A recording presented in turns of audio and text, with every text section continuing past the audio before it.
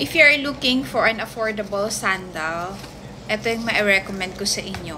Ito ay perfect sa mga occasion, kasalan, birthday, binyag. May black din nito. Ang kagandahan nito kasi makatakbo kayo kasi 2 inch lang yung height niya.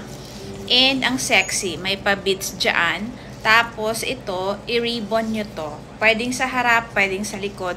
Kayo na yung mag-design. And also, maganda yung quality. Tingnan nyo dito sa harap. Ayan. Ganyan siya, oh. Transparent yung ilalim niya. Ang ganda ng design sa harap. Ito na yung uso ngayon. Hindi ko pa ito nasuot.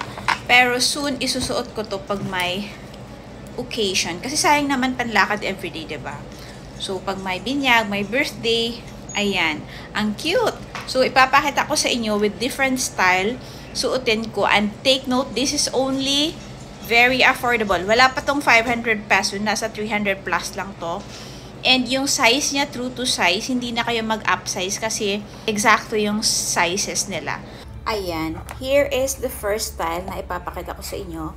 Niribon ko siya sa likod. Ito yung pangalawang design natin. Very sexy.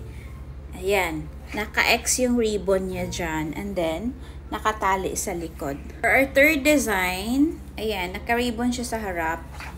Ang ganda niya tingnan. And also, you can change the ribbon. Kung yung party na aatinan nyo may theme, pwede palitan yung ribbon. Ang cute lang niya, diba?